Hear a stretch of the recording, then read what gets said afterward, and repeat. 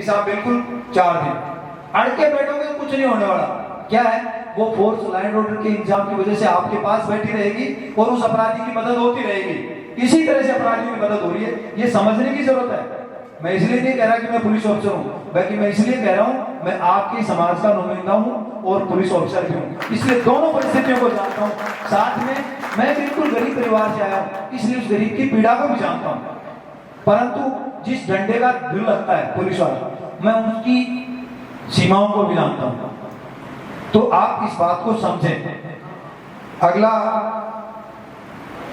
किसी भी अधिकारी के पास जाएं, उससे आप पहले आपने अपनी बात बता दी। जब वो अधिकारी अच्छा काम करता है तो आप उसको अप्रिशिएट कीजिए, उसका आपको फायदा मिलेगा। कैसे? उनको ये लगेगा ये जायज मांग करते हैं, भाई हम किसी गुंडे मवाली की पैरोकारी करने के लिए तो जाएंगे नहीं। हमारा समाज आज तक, हमारे समाज में किसी गुंडे मवाली की पैरोकारी नहीं की है, किसी अपराधी की पैरोकारी नहीं की है, नहीं हमारी हमें इसकी जरूरत है। हम तो किसी गरीब और पीड़ित व्यक्ति को न्याय दिलाने के लिए वहां जाते हैं और उसी की मांग करते हैं। यदि कोई अधिकारी अच्छा काम करता है, उसके बाद जाके उसको अप्रिशिएट कीजिए। आप जब उसको अप्रिशिएट करेंगे तो आने वाले अधिकारी को पता चलेगा कि ये लोग इतने अच्छे हैं, अपने जायज काम के लिए आएंगे। आप काम करेंगे तो आपके समर्थन में खड़े रहेंगे। यदि अच्छा काम कोई अधिकारी कर रहा है और जानबूझ के कोई स्वार्थी तत्व यदि उस अधिकारी के खिलाफ कर रहे हैं, अपने स्वार्थ की सिद्धि नहीं होने से, तो आप उसके साथ खड़े हो जाइए। मेरी बात समझ पा रहे हैं? ये एक मॉरल सपोर्ट है, मॉरल सपोर्ट प्राप्त करने में हम जैसे उस अधिकारी का समर्थन करेंगे, जब हमें जरूरत पड़ेगी वो हमारा काम करेगा, बढ़ के करेगा ना, क्योंकि जब उसको जरूरत थी तब हमने उसको समर्थन दिया है।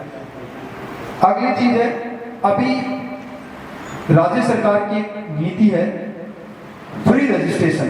2019 के बाद स्टेट में फ्री रजिस्ट्रेशन है।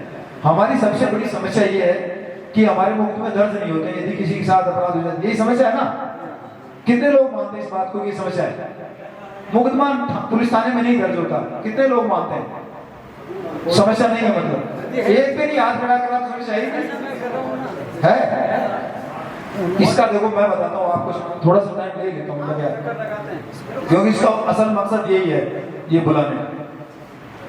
2019 से गवर्नमेंट ने बिल्कुल फ्री रजिस्ट्रेशन कर दिया है, उससे थानों का रजिस्ट्रेशन 1.5 गुना बढ़ गया है।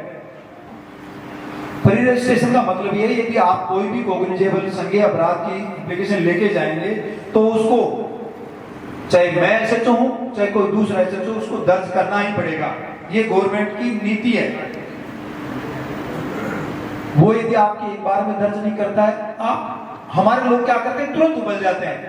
अरे साहब आपने क्या कर रखा है, ऐसे ये कर लगा रखी है, दर्ज नहीं कर रहे, आप अन्याय करो। ऐसे की जरूरत नहीं। उससे कहो साहब ऐसा है, हम एक जायज से रिक्वेस्ट आपसे कर रहे हैं, ये पीड़ित व्यक्ति है और इसकी आप ये एफआईआर दर्ज करके, यदि गलत है तो आप जो अनुसंधान हो करो, फिर आप दर्ज कर लें, उनसे रिक्वेस्ट करें। एक बार नहीं मानता आप वहीं बैठ जाइए शांतिपूर्वक, आप दूसरे दिन बैठ जाइए।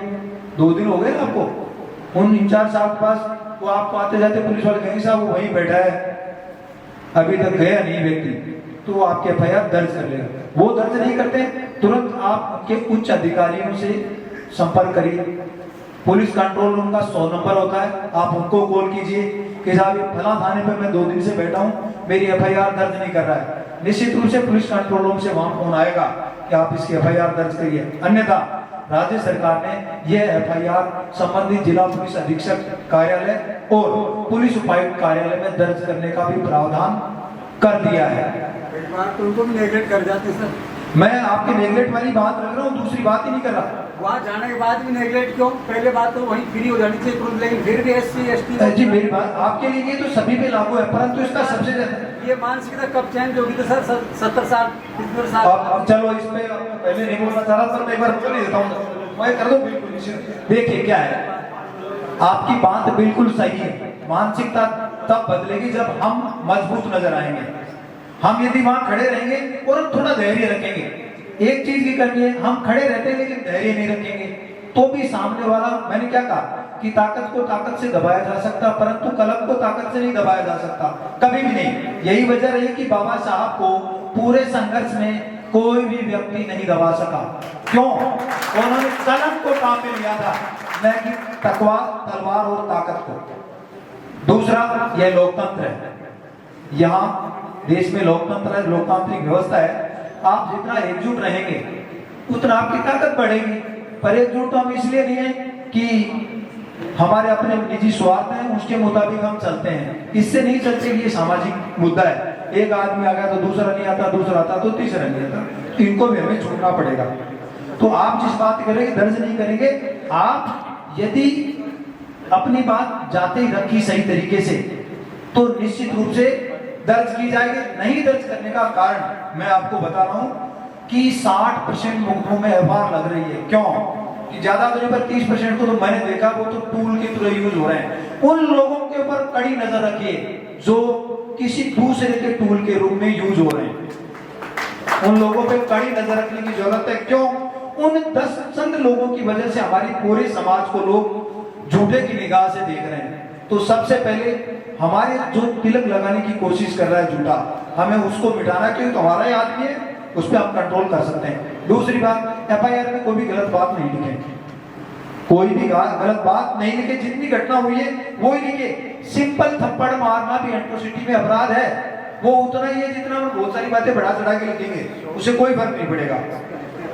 तो एक विरोध यहाँ होता है कि उसमें बहुत लंबी चौड़ी चीजें लिखी होती हैं। जैसे आपकी सूचना जाएगी, एसएचओ या थाने से पता कर लेते हैं क्या घटनाक्रम हुआ है। वो जिस व्यक्ति से पूछेंगे वो न्यूट्रल से पूछेंगे, उनको आधी सी घटना का पता लग जाता है कि ये घटना हुई है। इसलिए उसमें थोड़ा सा विरोध होता है, परंतु फिर भी गवर्नमेंट अच्छा किया है। रजिस्ट्रेशन का पूरा लाभ हमारे समाज को मिला है, क्योंकि इस दिशा में सबसे ज्यादा परेशानी हमारे समाज के लोगों को ही होती थी। लिहाजा इस फैसले का हमें स्वागत भी करना चाहिए और इसको अप्रिशिएट भी करना चाहिए। मैं अभी जो आज का ये आयोजन है, ये विशेष रूप से हमारी जो सामाजिक समस्याएं क्या है, उनके समाधान क्या है, उस दिशा में प्रयास क्या है, उन प्रयासों की वर्तमान स्थिति क्या है और इन सब के बावजूद भी बिछड़ने का कारण क्या है, ये यहाँ का मुख्य मकसद है। तो मैं अब अपने शब्दों को विराम देते हुए मैं आमंत्रित करूंगा मंचासीन अतिथियों में से जो आपको इस दिशा में मार्गदर्शन प्रदान करेंगे। बाकी बातें होती रहती हैं जो, परंतु सब चीजों को समझना ज्यादा जरूरी है। समझने की दिशा में हमें बढ़ना होगा। जय हिंद, जय भारत, जय हिंद।